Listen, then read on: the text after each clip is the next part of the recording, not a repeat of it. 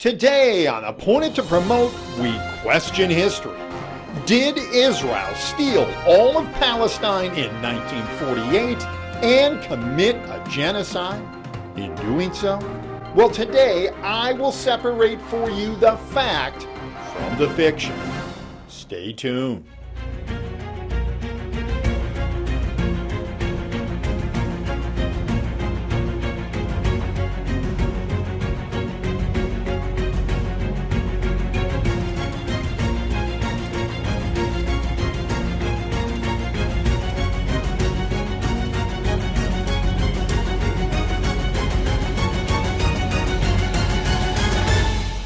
Hello everyone, Ed Walsh at Opponent to Promote Television, where as always I cover for you current and historical events via the biblical lens. And where today it's history that we are exactly going to delve into. We're in what is now my fourth episode in my series Israel versus Palestine, separating fact from fiction. And where in last episode, part 3, I covered the topic of Palestine and the Balfour Declaration. What's the real story? So as always, I've left a link up above for you to check it out, as well as a link in the description box of this episode. And as I just covered in my program's opening today, our central topic as it pertains to the Palestinian and Israeli conflict is the narrative. Israel stole all of Palestine in 1948 and committed a genocide in doing so.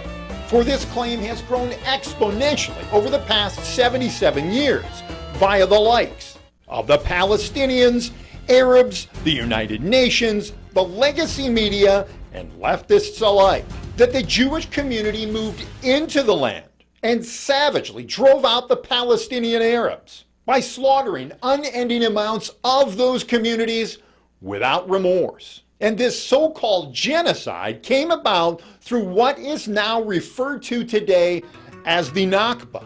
For the term Nakba in the Arabic language is simply the word for disaster. And in its current and expansive usage, it creates a historical catastrophe inflicted on an innocent and blameless people. In this case, being the Palestinians, so-called, by an overwhelming international force simply known as Zionism.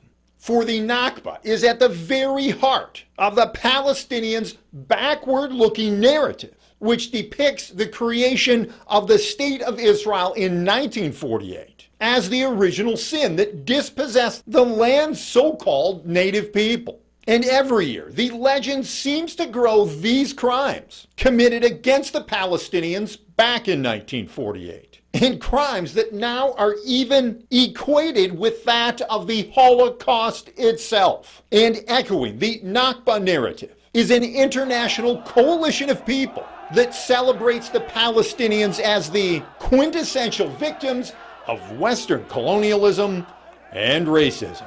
And my friends, that's not even just from the leftists, but also from Christians themselves. And so here is an example from a program known as Crosstalk News, where the two Christian hosts whom I once watched, supported, and even admired, discussed the Nakba only weeks after the October 7th attacks from Hamas against the nation of Israel. And my friends, you won't believe how they frame this one. Take a look. I want to talk about the dehumanization of the Palestinians. People think they're, as you even heard in the soundbite, there's a common conception among Israelis and Americans. They're just like rabid dogs. They're animals. What would you say if you saw photos from only maybe 50, 60, maybe 80 years ago where they look like Europeans? Right. Well, see, I was doing some research on Palestine recently because I didn't know much about the Middle East and that this has been going on for decades and decades. And I really just thought that all the Muslims were terrorists. I thought all of them were just terrorists, even though, Hamas committed a horrible atrocity. Please don't take my words and say that I support dead babies, because that's what I have been hearing, if you question anything. So what happened was Palestine used to be very European. So the people were were very proper. They were much like Americans, early Americans. They drank tea, and then they wore pretty outfits and dresses and the high-waisted bathing suits. They were very civilized society. Well, after World War II, when the Israelis, I guess it would be Jews back then before they were Israelis, came and took over Israel, they came on boats. So they ended up bringing a sign, actually, that hung off the side of the boat saying, Nazis killed our families, don't you kill our dreams. So then they came in, the Palestinians took them in and gave them that territory, and then they started slaughtering.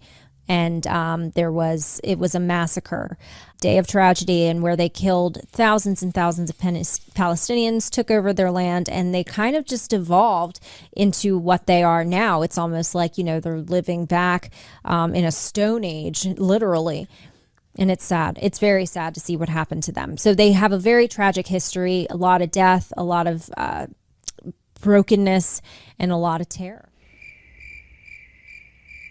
My friends, as fellow Christians, where in the heck is your spiritual discernment? For everything you just saw in that clip was the essence of fake news. And unfortunately, the hosts at Crosstalk News apparently get all of their information from Google searches, CNBC, and CNN News, thus winding up as nothing more than misinformed Christians at best and useful idiots at worst. And thus, it is the same kind of revisionist history as we see in the United States today, and that of which has become popular with the left and its institutions of influence in the United States, which tells us that the land of the free and the home of the brave's founding was not in 1776 at the signing of the Declaration of Independence, but rather via the foundation of slavery, racism, and oppression after the arrival of the first slaves on American soil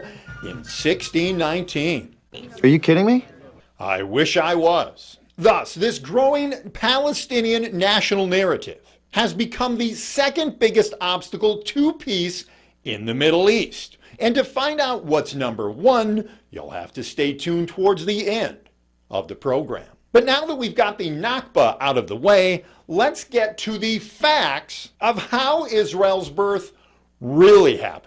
For in 1947, the United Nations adopted the Partition Resolution, a two-state solution to create another Arab state and a Jewish state in the remaining mandated territory. And in order to bring peace to the region, the Jews accepted despite the fact they held only 17.5% of the original mandated territory that was supposed to belong to them. Instead, meaning that now 80% of that mandated land belonged to the Arabs. Yet it was the Arabs who rejected it. And why? Well, it was because they didn't want to share any territory with the Jewish people.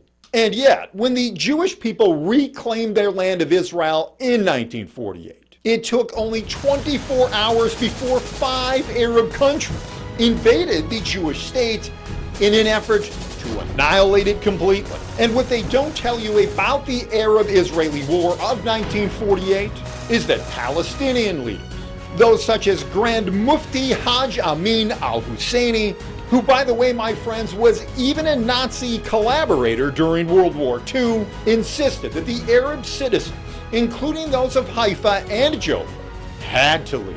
And here are a medley of quotes I'd like to bring you now, and so backing up those facts. And these quotes, take note, come from people who were living on the ground at the time. Cars with microphones roamed the streets of Jaffa demanding that people leave so that the fighting would succeed. By Allah, in a week or two, you'll return to Palestine. The armies of several Arab regimes had a hand in persuading us, the people, and the villages to leave and abandon our homes on the pretext of protecting the villages and fighting the Zionist gangs. And our final quote: "We have come to you in order to exterminate the Zionists and their state. Leave your homes and villages. You'll return to them safely in a few days." Thus, the Palestinians believed and trusted their leaders, and therefore they left, hoping that the Zionist gangs would be defeated and that their strength would be broken. And it was district officers who even issued a mandate that whoever stays in Palestine is majal, in other words, a traitor. Thus again, the Palestinians heeded the words of their leaders and began to run away almost as soon as the fighting began, which even included the largest Arab army community at that time.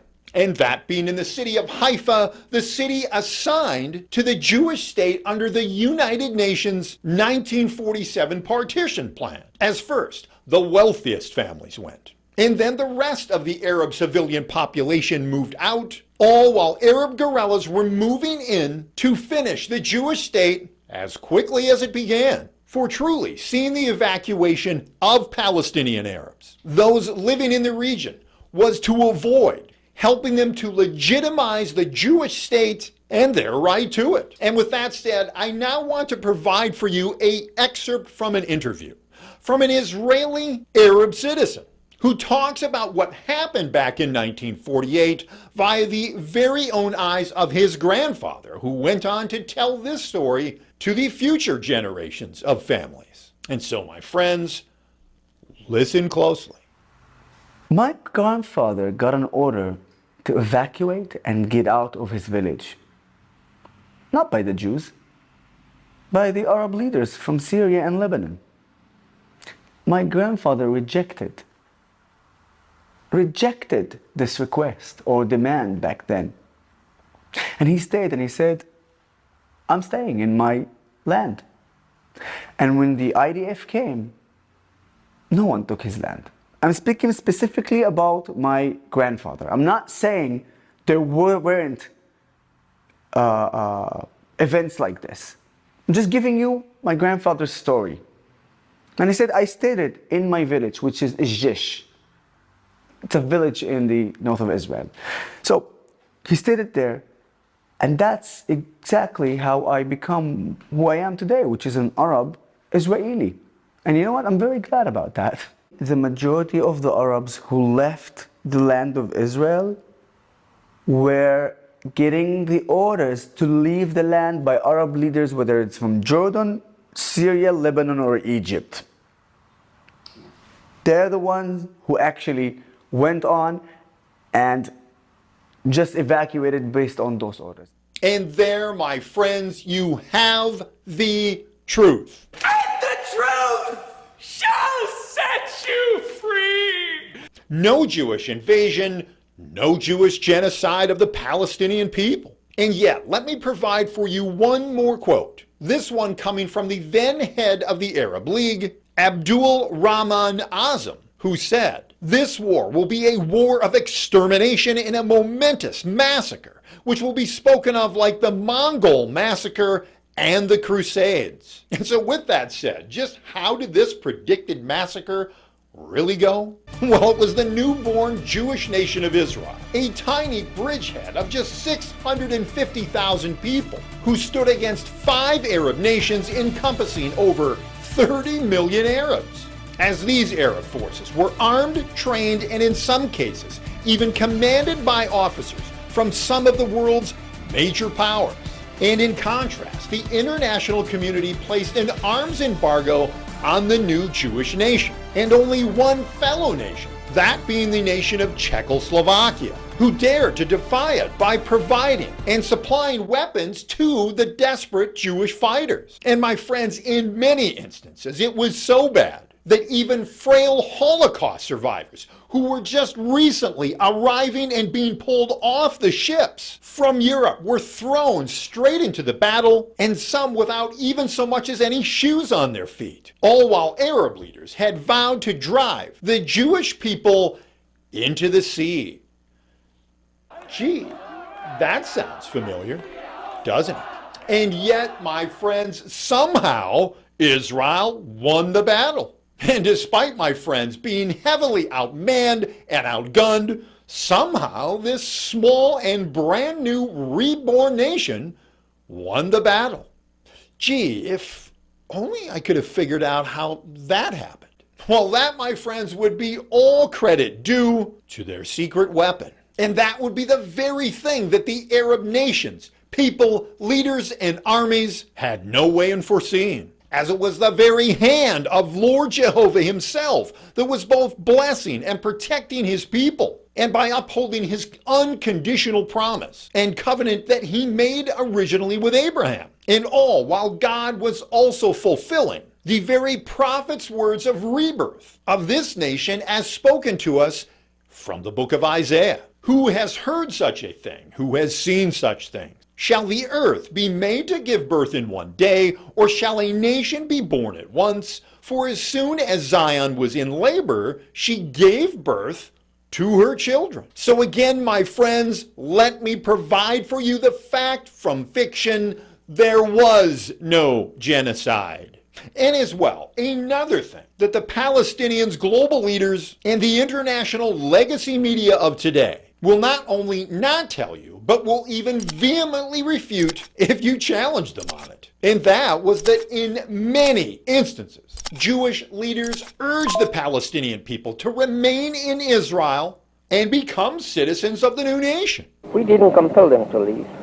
They left on their own will, or rather on the will of the Arab leaders, who advised them, even before trouble started, Israel will do everything in its power to help the resettlement of these refugees by paying compensation and by other means. So my friends, would a new nation hell-bent on genocide make an offer such as that? For the Assembly of the Palestinian Jewry issued this appeal on October the 2nd of 1947, and I read it for you now. We will do everything in our power to maintain peace and establish a cooperation gainful to both Jews and Arabs. It is now here and now, from Jerusalem itself, that a call must go out to the Arab nations to join forces with Jewry and the destined Jewish state and work shoulder to shoulder for our common good, for the peace and progress of sovereign equals. My friends, that doesn't sound very threatening to me. As well, it was even at Israel's own Declaration of Independence, issued on May the 14th of 1948, which also invited Palestinians to remain in their homes and become equal citizens of the new state. And that, my friends and viewers out there, is the fact from fiction. And so now let me ask you, what is the number one reason that has always threatened peace in the Middle East? It's because, my friends, the Palestinians themselves, not the Jews, are the ones who never wanted peace. And not only that, but they want one and one thing only: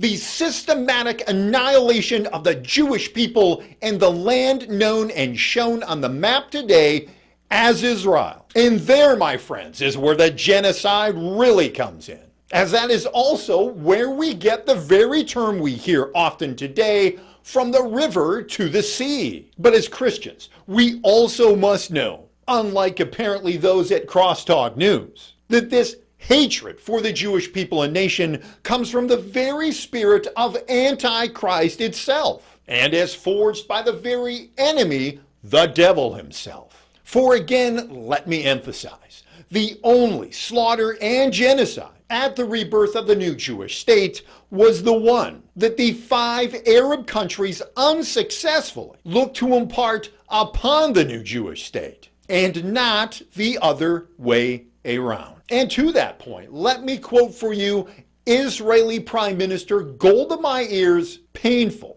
yet wise words. Palestinians will only have peace with the Israelis when they love their children more than they hate us. And again, sad but truer words were never spoken, my friends. So, my fellow viewers out there, do you see the fact from fiction now? For I hope that you have now been enlightened, educated, and empowered to the truth of the rebirth of this nation. For it has always been the true intent of the Jewish people to live in peace with their Arab neighbors, or anyone else for that matter. Therefore, if you are believers in Jesus Christ and thus friends of the Jewish people, it is our responsibility, your responsibility, to be a voice of support and defense to the Jewish people and the nation they call home, let alone to their very existence upon this earth. And thus, I cannot end the program today without two quintessential verses of God's faithfulness for his people. First, coming from the book of Deuteronomy. Blessed are you, Israel, who is like you, a people saved by the Lord. He is your shield and helper and your glorious sword. Your enemies will cower before you, and you will tread on their heights. And in the book of Psalms, indeed, he who watches over Israel will neither slumber nor sleep. The Lord watches over you. The Lord is your shade at your right hand. The Lord will keep you from all harm. He will watch over your life. And therefore, I hope via all that you have seen and heard today, including these great Bible verses, that we all serve a faithful, covenant, and promise-keeping God who will not have his name tainted. And as I've often said on this program before, that as he keeps his covenantal promises to his Jewish people, he will also thus keep his promises to those of us, his church. With that said, however, my friends, that also means the most important thing we can do for our Jewish brothers and sisters is to share with them the good news of the gospel of their Messiah, the Jewish King, Jesus Christ. For my friends, as much as we love them and support them, the fact of the matter is they still live today, by and large, in unbelief. And come to think of it, if there's anyone else out there, Jew or Gentile alike, watching today who is also living in unbelief, I hope you can see by today's program that just as the Jewish people have always needed the God of Israel, thus, my friends, so also do you. For we have all sinned by choosing our free will over God's perfect sinless standard, thus creating a separation between you and God, your Creator. Yet God loved you so much that he sent to earth the only remedy for your sin, that being his one and only Son, Jesus Christ, who humbled himself and died a criminal's death by taking your sin upon himself on the cross. And 3 days later, by rising from the grave, he completed his victory over sin, Satan, and death. Thus, Jesus has now supplied you with free, unmerited grace as the bridge back to God. Therefore, what you must do is admit that you're a sinner, believe that Jesus paid for your sin on the cross, and confess that Jesus is Lord and call upon him for salvation. And from there, you will be freed and forgiven from all of your sins, and will thus spend eternity by walking in the streets of gold in heaven in the presence of Jesus. And so with that said, my friends, please do not delay, for as I always say, there's no guarantee of a tomorrow. Thus, receive your King, your Savior, and your Maker, that being the Jewish King, Jesus Christ, and do so today. And so that'll do it for today's program. But as always, before I go, I'd like to give you a preview of our next upcoming episode, which will be part 5 in my series of Israel versus Palestine, separating fact from fiction, when the topic for that next episode is the following: the genocide debate. Is Israel killing Palestinians today? Thus, my friends, you also will not want to miss this current events and hot topic for all of your factual answers. And with that said, whether you're new or old to the channel, if you liked what you saw today, do me a favor, comment, like, and subscribe to help me get the good news of the gospel and fact from fiction out to the masses. And as well, therefore, let me now leave you, as I always do, with my signature Bible verse for the channel and my life, which comes to us from the book of Colossians chapter 2 and verse 8, of which simply tells us, see to it that no one takes you captive through philosophy and empty deception, according to the tradition of men, according to the elementary principles of the world, rather than according to Christ. And so with that said, my friends, thank you for your prayers, your support, and your views today. And until I see you next time, my friends, God bless.